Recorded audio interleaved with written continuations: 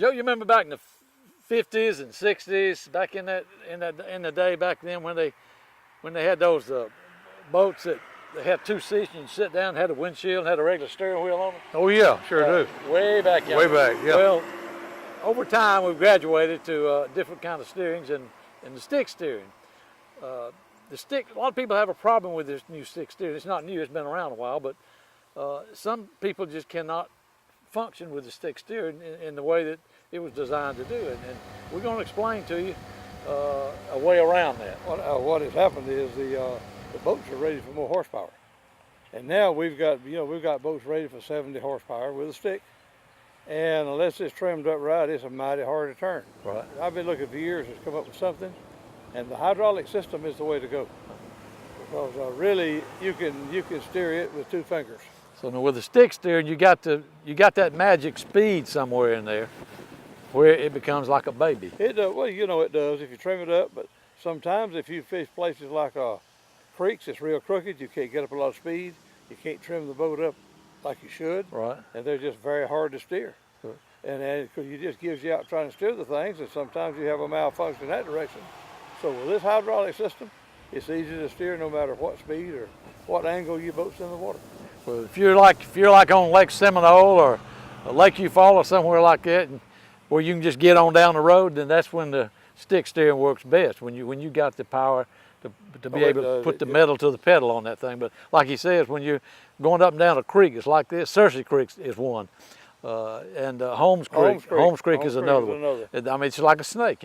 You cannot get up enough speed to make that stick steering work, and sometimes it's especially for an old man like me. Joe's a lot younger than I am, but it gets tough. It'll work, but it's almost like you're fighting. Well, the hydraulic system, this system right here, is easier regardless. And you've seen this, and we're going to show you how easy it is. We've shot footage before of this, how this thing works. So I'll tell you what, tell them a little bit more about it, Joe. If somebody, after seeing this, if they want to get one. Well, sure, we've got them in stock.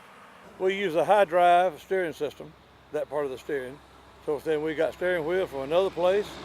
We build some of the parts for it, but the entire package around those Hydroport steering. Hydroport steering. And I'm going to show you basically how to put it on. However, if you order one, the kit comes with detailed instructions.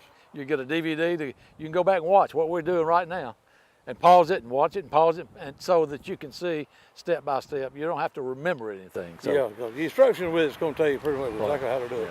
And if you don't quite maybe understand it, like me, my wife says read the directions. Read directions, yeah. So try that first. If that don't work for you, you can go back and look at the video. But we're sure it's not that hard, and so we're going to get started. And I tell you what, the best thing we can do, we'll start with the steering mechanism itself, okay, the wheel itself. This is similar to what it looks like when it's actually mounted on the boat, right? Oh yeah, this is mounted on the boat. This is what it would look like.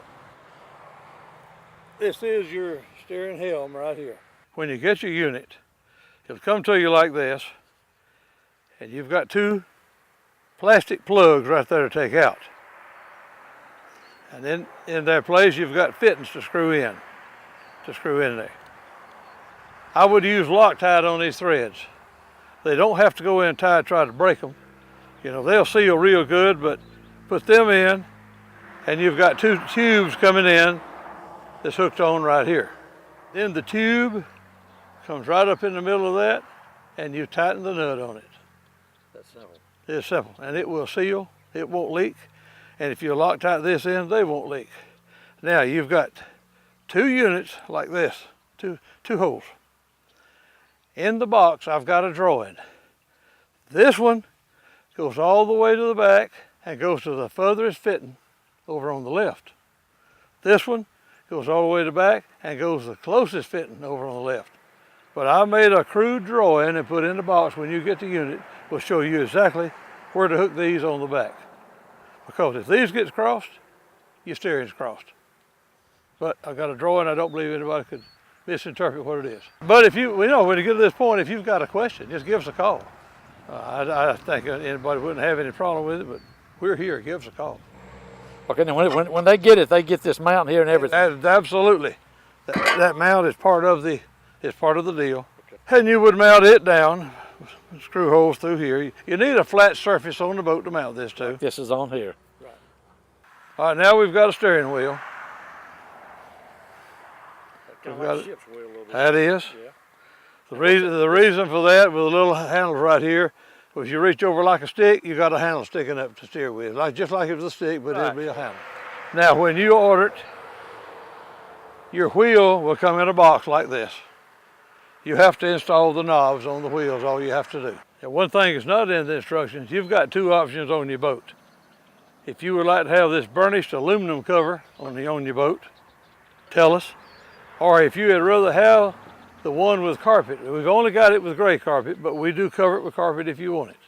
Whichever one you want, just tell us when you order the unit.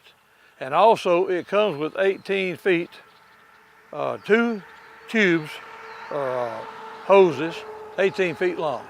If you want something longer, I can't imagine that on anything but a big pontoon boat or something. But when you order it, if you want longer tubes with it, we've got it stocked. Just let us know when you order it. So after this is mounted and you're completely through, then you come back and mount the cover down, a couple of sheet metal screws on the end to mount that.